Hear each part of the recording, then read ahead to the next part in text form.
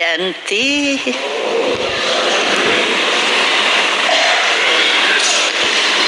ओम शांति का शब्द तो आप सबको याद पड़ गया होगा, क्योंकि ये ओम शांति का शब्द बहुत महत्वपूर्ण है और हमारे हर रोज की दिनचर्या में अगर ये ओम शांति शब्द अर्थ से हम कार्य में लगाएं तो हमारे जीवन में बहुत सहयोग दे सकता है। क्योंकि आपने सुना भी होगा तो ओम शांति का अर्थ ही है मैं वो शुद्ध आत्मा हूँ, शांत आत्मा। ओम शांति। तो जब भी कोई अशांति की बातें हमारे सामने आती है, जैसे आग अगर कहाँ लगती है तो सबको क्या याद आता है? पानी। ऐसे अशांति के समय ये ओम शांति अगर अर्थ सहित आपको स्मृति में आ जाए तो आपके अशांति को दूर कर सकते। इसलिए आपने देखा होगा यहाँ जो भी मिलता है तो एक ही शब्द बोलता है ओम शांति। तो बोलो भले नहीं, कोई मंत्र माफक बोलो नहीं, लेकिन अर्थ में टिक करके अगर अपने जीवन में यूज करेंगे तो आपको बहुत आनंद आएगा। क्योंकि वर्तमान समय अगर हम देखें तो अशांति बहुत बढ़ रही है। हम सबका लक्ष्य ये नहीं है अशांति का, लक्ष्य तो सभी का है शांति हो, हमारे अंदर भी और विश्व में भी। लेकिन शांति के बजाय अशांति क्यों बढ़ रही है? जब हमारा लक्ष्य नहीं है, हम सबका संकल्प एक ही है, शांति होनी चाहिए, लेकिन संकल्प एक है और प्रैक्टिकल में और कुछ हो रहा है। इसका कारण क्या है? इसका कारण बहुत एक छोटा सा है। एक छोटी सी गलती हम सबकी हो गई है। हम तो कहेंगे थी, लेकिन मेजॉरिटी आजकल वो छोटी सी गलती ने ही अशांति मन में भी पैदा की है और विश्व में भी पैदा की। वो छोटी सी गलती क्या है? सिर्फ छोटी सी पहेली को हल नहीं कर सके। वो पहेली है मैं कौन। आपने आध्यात्मिक बुक्स पढ़े होंगे तो जो भी आध्यात्मिक तरफ जाते हैं उनका पहला यही क्वेश्चन होता है मैं कौन। सारे दिन में आप कितने बार मैं शब्द यूज करते होंगे? ऐसा कोई भी नहीं होगा जो सारे दिन में मैं शब्द बार बार नहीं यूज करता हो। करना ही पड़ता है। लेकिन मैं कौन, अगर किसी से भी पूछते हैं आप कौन हो, तो क्या जवाब देते हैं? बहुत बड़ा अपना ऑक्यूपेशन, अपना नाम, अपना संबंध संपर्क बहुत बड़ा बताते हैं।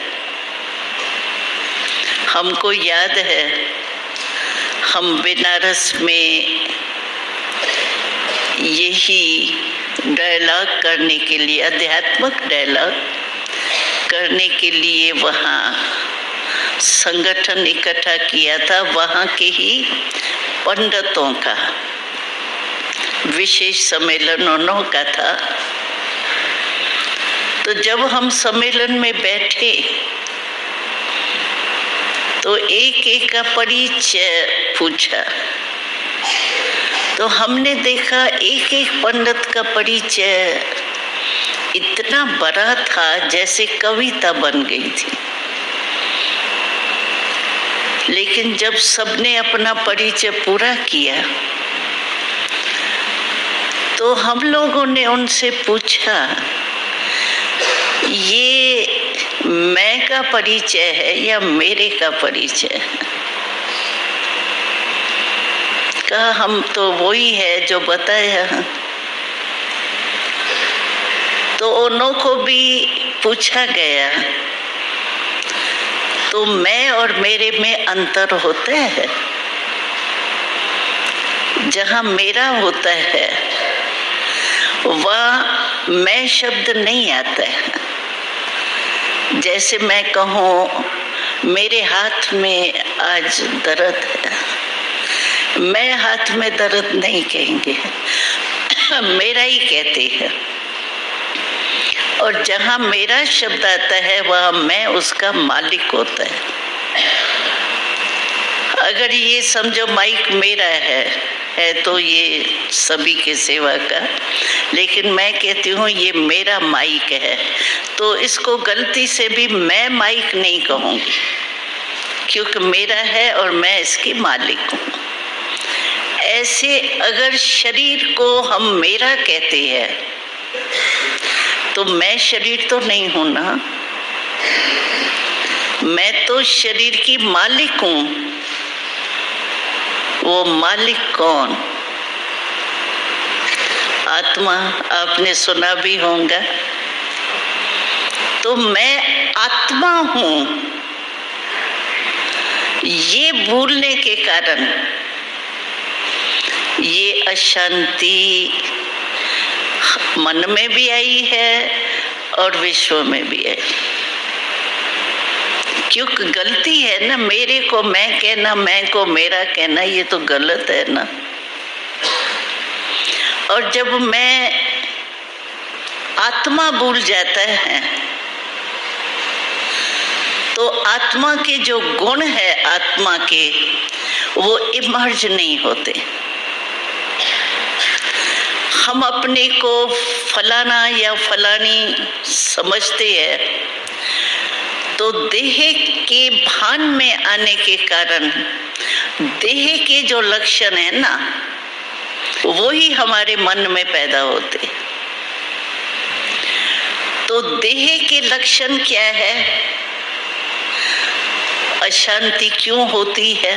वैसे तो आत्मा जो हूं मैं, वो अशांत स्वरूप नहीं हूं, मैं शांत स्वरूप हूं। क्यों? क्योंकि शांति के सागर पिता की संतान। परमात्मा को अशांति दाता नहीं कहा जाता है, शांति दाता कहा जाता है। लेकिन आत्मा इतनी दुखी क्यों हो गई, अशांत क्यों हो गई? एक तो अपने आप को भूल गई, और भूलने के कारण संग के रंग में आ गई। अपनी नेचर जो आत्मा की थी वो बदल गई है। जैसे आपने देखा होगा पानी तो सभी यूज करते हैं। पानी की ओरिजिनल नेचर क्या है? शीतल न। लेकिन उसी पानी को आप आग के ऊपर रखो और उसके बाद उसी पानी को आप यूज करो, बहुत उबले हुआ पानी है, और उसको आप यूज करो तो पानी की हो जाएंगी, बदल जाएंगी ना। क्यों बदली? कारण यही हुआ कि संग का, आग के संग का रंग पानी में आ गया, तो जलाता है ना वो पानी।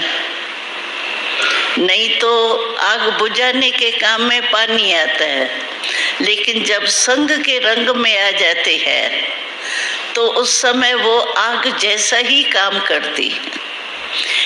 ऐसे आत्मा ओरिजिनल शांत स्वरूप है, सुख स्वरूप है, क्योंकि परमात्मा की संतान है।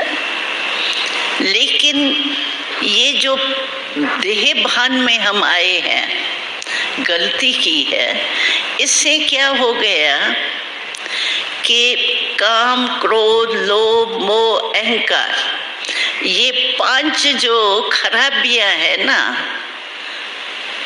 वो उसके संग का रंग लग गए।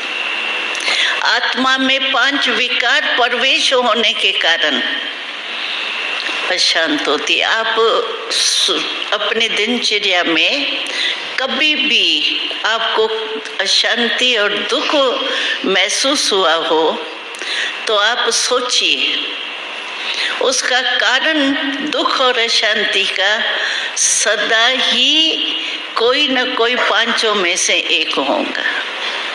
चाहे क्रोध हो, चाहे अपमान हो, चाहे लोभ हो, कोई न कोई कारण वो 5 विकारों में से एक विकार होता है, जिसके कारण अशांति होती।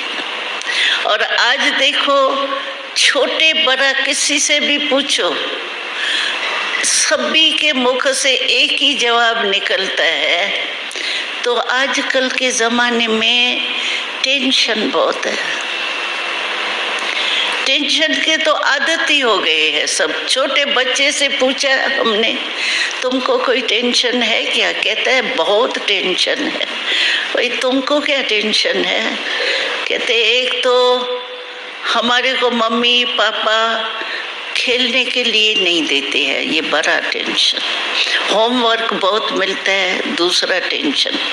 बोझ उठाना पड़ता है किताबों का, तीसरा टेंशन। इतनी लाइन बताई, छोटे बच्चे ने भी टेंशन की लाइन बताई।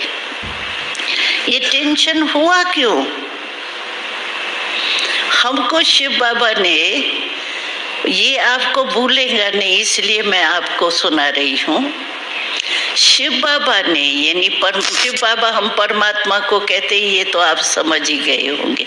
हम कोई ब्रह्मा बाबा को परमात्मा नहीं मानते हैं।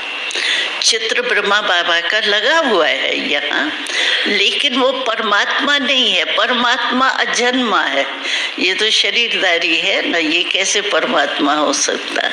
तो हम परमात्मा ब्रह्मा को नहीं मानते हैं, माध्यम मानते हैं। लेकिन परमात्मा हम निराकार ज्योति रूप को ही मानते हैं, जो अजन्मा है। तो परमात्मा शिव ने प्रजापिता ब्रह्मा के माध्यम द्वारा, क्योंकि उसको मुख तो चाहिए ना, निराकार ज्योति बिंदु को मुख तो नहीं है ना, तो माध्यम, उसके मुख के माध्यम द्वारा हमको बहुत एक अच्छी एक शब्द की बात सुनाई जो याद रह सकती है। शिव बाबा ने कहा कि जब भी आपके पास टेंशन आवे ना, आता तो है ही, उस समय आप सिर्फ ए शब्द ऐड करो तो क्या बन जाता है? अटेंशन। अटेंशन कहाँ? एक परमात्मा की तरफ। तो अगर हम अटेंशन हमारा परमात्मा की तरफ चला जाता है तो परमात्मा की क्वालिफिकेशन स्वतः ही हमारे में आएंगी।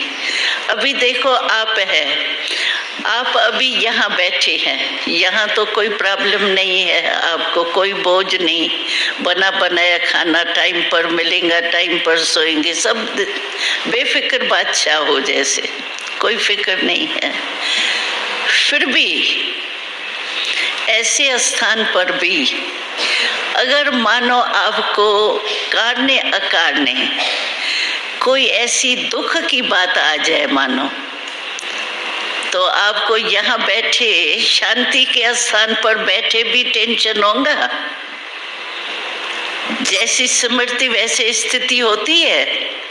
अगर कोई अच्छे की याद आती है तो हमारी स्थिति भी खुश, और अगर कोई दुश्मन की याद आती है, कोई बुरी चीज की याद आती है, बुरी बात की याद आ जाती है, तो हमारी सेकंड में स्थिति बदल जाती है ना।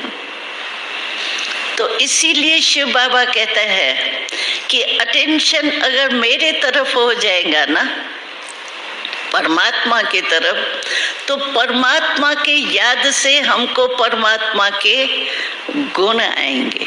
अगर कोई दोस्त याद आता है तो उसकी अच्छाई बातें याद आएंगी ना आपको, और दुश्मन कोई याद आता है तो बुराई बुराई बातें याद आएंगी, फलाने टाइम ये किया था, फलाने टाइम ये किया था। तो जैसी स्मृति होती है वैसे हमारी स्थिति होती है।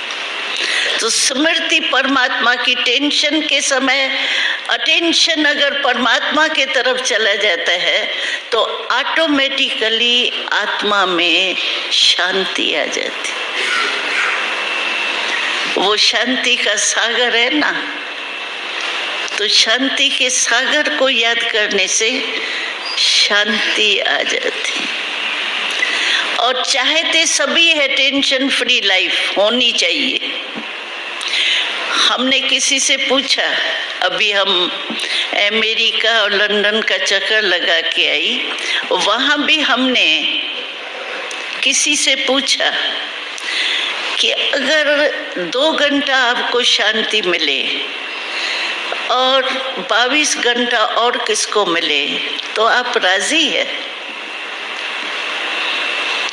अच्छा 2 घंटा नहीं 8 घंटा मिले, लेकिन थोड़ा टाइम मिले, थोड़ा टाइम दूसरे को मिले तो आप राजी होंगे?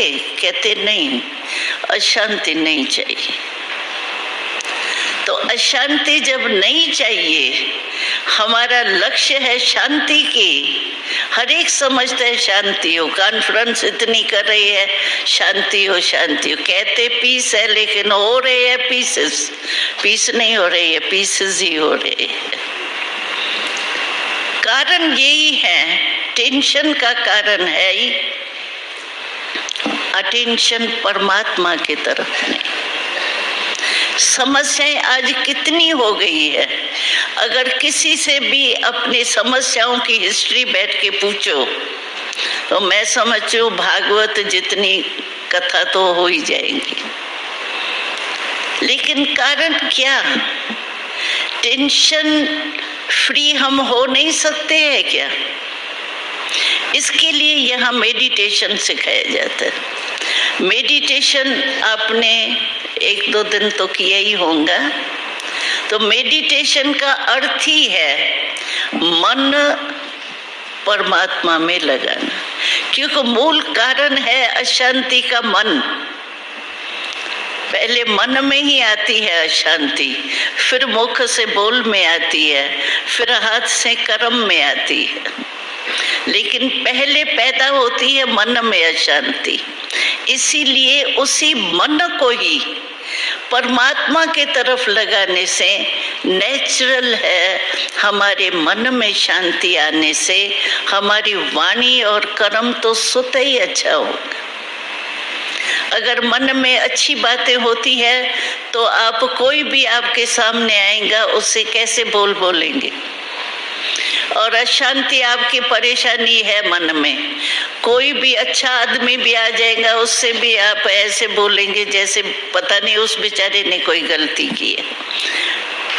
तो कारण क्या है? अपने मन में जो अशांति पैदा होती है वो ही समस्याओं का कारण। लोग बहुत कहते हैं कि समस्याएं बहुत है, समस्याओं के कारण हमारा अटेंशन लग ही नहीं सकता, हो ही नहीं सकता, क्योंकि हम लोगों को भी 67 वर्ष का अनुभव है सेवा का।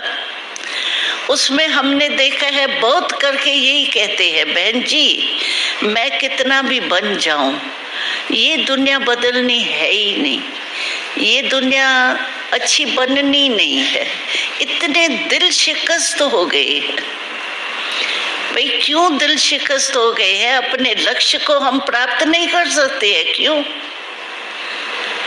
अगर हम परमात्मा के बच्चे हैं तो हम अशांति को अपने अंदर से दूर नहीं कर सकते हैं, क्यों?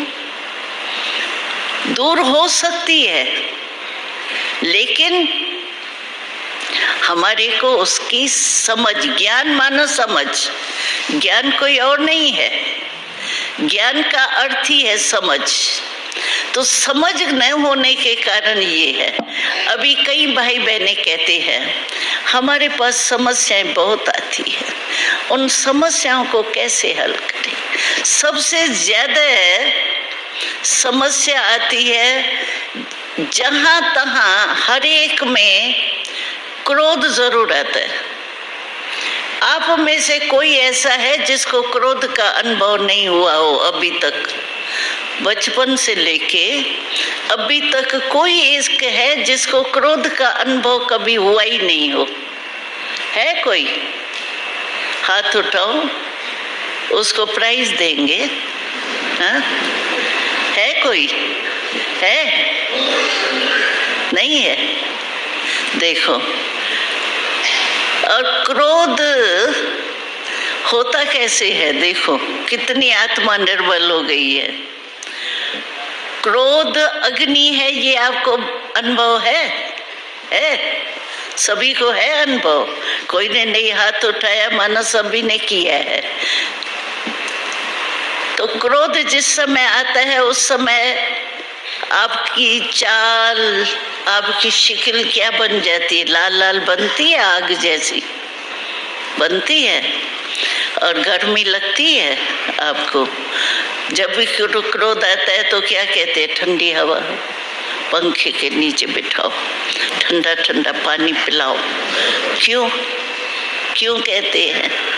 क्योंकि क्रोध एक अग्नि है, पता है क्रोध अग्नि है, लेकिन एक बार करने के बाद सोचते हैं दूसरे बारी नहीं करेंगे, बुरी चीज है। अनुभव होता है ना, तो समझते हैं बुरी चीजें नहीं करेंगे, लेकिन फिर कोई समस्या ऐसे आ जाती है जो कहते हैं बहन जी पहले तो छोटी बात थी ना, अब भी बहुत बड़ी बात थी ना, इसीलिए आ गया, कहते हैं ऐसे।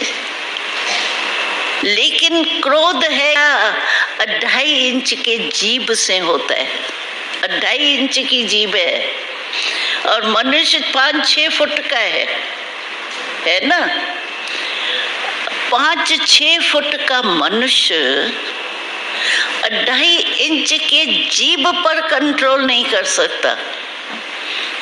देखिए हालत क्या हो गई, बिल्कुल आत्मा निर्बल हो गई है। क्यों? कारण क्या है? आज देखो प्लान्स कितने अच्छे अच्छे बनते हैं, हर एक अपने दिनचर्या में भी टाइम टेबल बनाते होंगे, बहुत अच्छे अच्छे बातें सोचते हैं, लेकिन वो होता है? सोचते एक है, होता दूसरा है, चाहते एक है, लेकिन होता दूसरा है। कारण क्योंकि आत्मा बिल्कुल निर्बल हो गई है, इतनी निर्बल हो गई है, इतनी दिल शिकस्त हो गई है। जो हमको याद है जब हम इस ईश्वरी विश्वविद्यालय में आए तो बचपन में ही आए, लेकिन हम थोड़े से थे, अभी तो विस्तार हो गया है, 1937 की बात है। तो हमको सभी अपने ही मामे काके बड़े बड़े बुजुर्ग कहते थे अभी तुम लोगों ने लक्ष्य रखा है हम विश्व में शांति फैलाएंगे, आप सोचो तो सही, विश्व है कितना बड़ा। करोड़ों की संख्या में आप इतने थोड़े से क्या करेंगे, क्या कर सकेंगे आप? दिल शिकस्त हमको भी बनाते थे, लेकिन हमको परमात्मा का साथ था और हम वही जवाब देते थे। आपको याद नहीं है? प्रैक्टिकल आपके सामने है। 5 पांडवों की जीत हुई या अक्षुणी सेना की जीत हुई? किसकी जीत हुई? 5 पांडवों की जीत हुई ना। फिर थे तो 5, लेकिन प्रभु का साथ था, प्रभु का हाथ था, इसीलिए 5 पांडवों की जीत हुई, अक्षुणी खत्म। तो इसीलिए क्यों नहीं हम कर सकेंगे? और आज देखो, आप भी हमारे सहयोगी हो गए हो। सहयोगी है ना आप भी? जो हम विश्व में शांति का कार्य कर रहे हैं, उसमें आप सभी जो भी आए हो वो सहयोगी बनेंगे ना। सहयोगी बनने के लिए आए हैं ना? माताएं, हाथ उठाओ जो सहयोगी बनेंगे। ये भाई नहीं उठा रहा है, क्यों? अच्छा, तो क्या नहीं हो सकता है? मनुष्य जो चाहे वो कर सकता है, लेकिन मनुष्य परवश हो गए, ये विकारों के वश हो गए।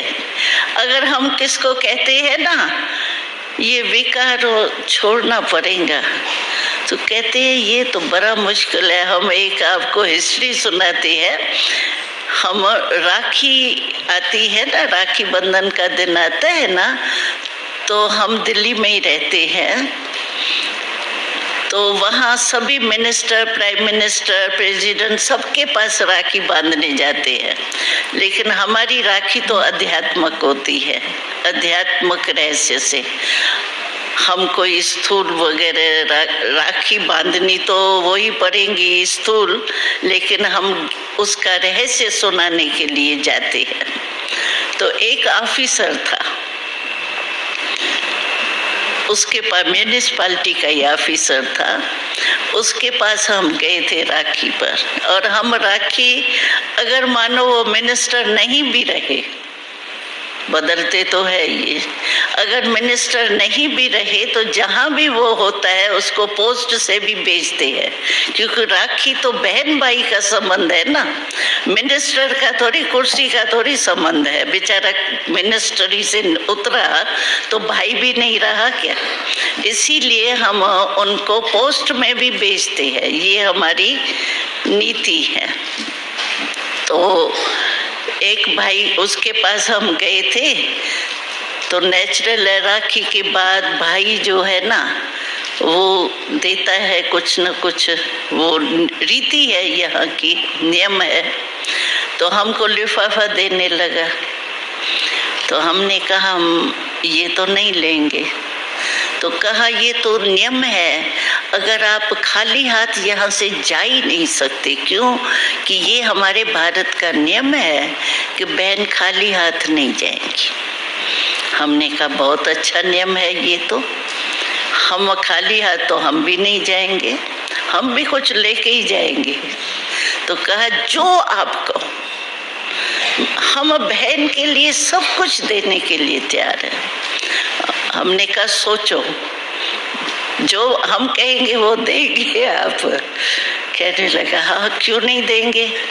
हमने कहा अच्छा, आपके पास कोई खोटे पैसे है?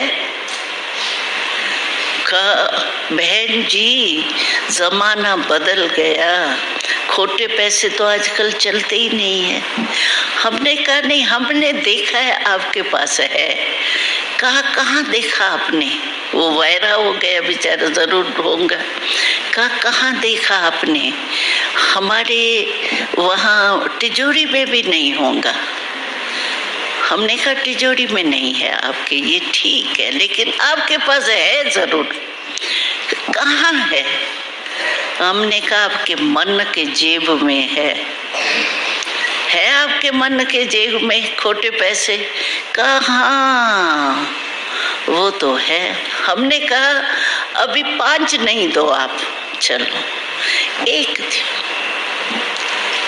एक तो देने के लिए आप कहते हो खाली हाथ नहीं जाना है, तो खाली हाथ अगर नहीं जाना है तो जो हमने कहा है वो हमको दियो, एक खोटा पैसा दे दो। कहा बहन जी हम तो देने चाहते हैं, हम खुद ही उससे तंग है, लेकिन फिर वो वापस आ जाए तो प्रश्न तो उसका ठीक था। हमने कहा वापस आएगा तो सही जरूर कि इतने में थोड़े ही कोई चला जाता है, लेकिन आप हमको देंगे तो आपको मदद मिलेंगी, क्योंकि आपने हमको दिया। जैसे कोई को गिफ्ट दी जाती है, अगर कोई चीज मैं आपको गिफ्ट के रूप में दे दूं और फिर आपके पास वापस आवे तो आप क्या करेंगे?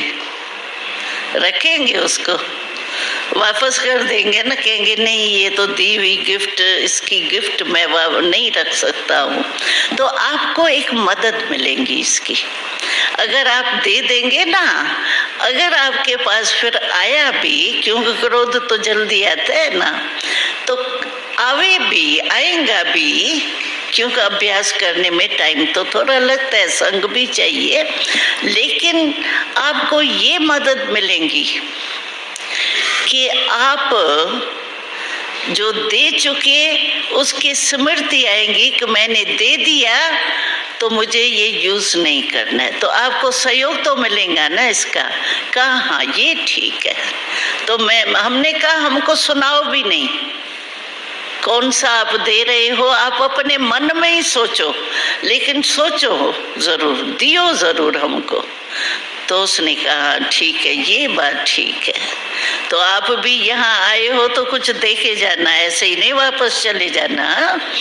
यहाँ जो भी मिले वो ले जाना, और जो आप जिससे आप तंग हो, तंग जिससे भी हो, वो शिव बाबा के आगे देखे जाना। वैसे भी बहनों के पास आए हैं तो भाई बहनों को या कोई भी कहाँ जाते हैं तो कोई तो गिफ्ट देते ही है ना। तो और गिफ्ट तो हमको चाहिए ही नहीं, हमको गिफ्ट चाहिए आपकी तो ये चाहिए जिसमें आपका भी कल्याण, हमको भी खुशी है। तो चलो हमारा भाई इससे फ्री तो हो गया, एक से तो फ्री हो गया, भाई या बहने। तो इसीलिए अगर हम संकल्प करें हमको ये करना ही नहीं है, बार बार इमर्ज करें। हम क्या करते हैं, संकल्प करते हैं, अच्छा कल से हमने ये नहीं करेंगे, फिर ऐसे भूल जाते हैं हमने किया भी संकल्प या नहीं, उसको दोहराते नहीं है, इमर्ज नहीं करते हैं संकल्प को। रोज इमर्ज करना चाहिए।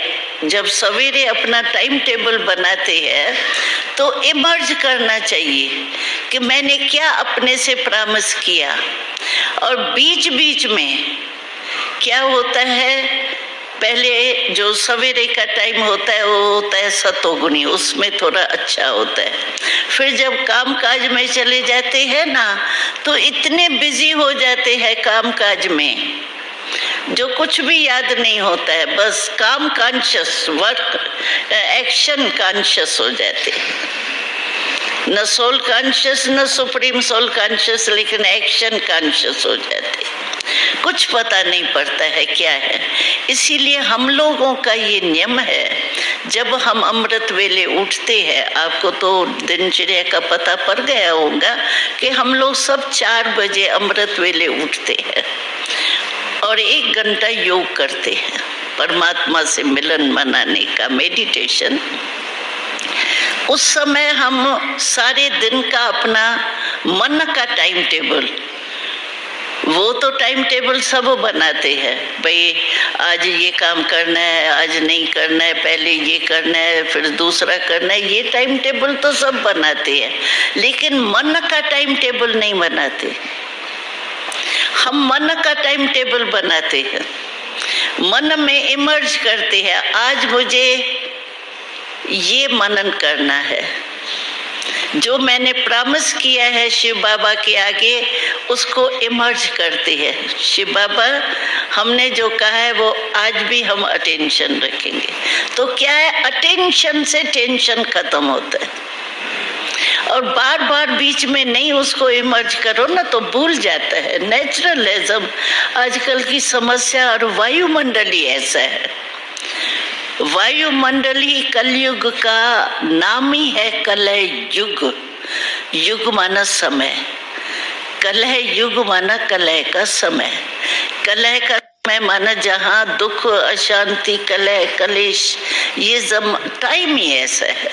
जैसे गर्मी की सीजन हो, आपको गर्मी के सीजन में गर्मी नहीं लगे, ये हो सकता है क्या? आप अपना पंखा लगाओ, एयर कंडीशन लगाओ, आप अपना साधन यूज कर सकते हो गर्मी को भगाने के लिए, लेकिन सीजन को नहीं बदल कर सकते। ऐसे ये कलयुग है। कलयुग में कलह कलेश नहीं हो, ये हो नहीं सकता। ये तो आना ही है और दिन प्रतिदिन बढ़ना है। हमको याद है हम 52 में सेवा में गए थे दिल्ली में, पहले बारी माउंट आबू से वहाँ गए थे। तो जब हम वहाँ दिल्ली में पहले गए तो वहाँ चारों ओर नारे लगाते थे। कौन से नारे लगाते थे? महंगाई हटाओ, महंगाई हटाओ, महंगाई हटाओ के नारे चारों ओर लगाते थे। हम सोचते थे ये महंगाई हटाओ के नारे लगा रहे हैं, लेकिन महंगाई हटनी तो है ही नहीं, महंगाई तो बढ़नी है।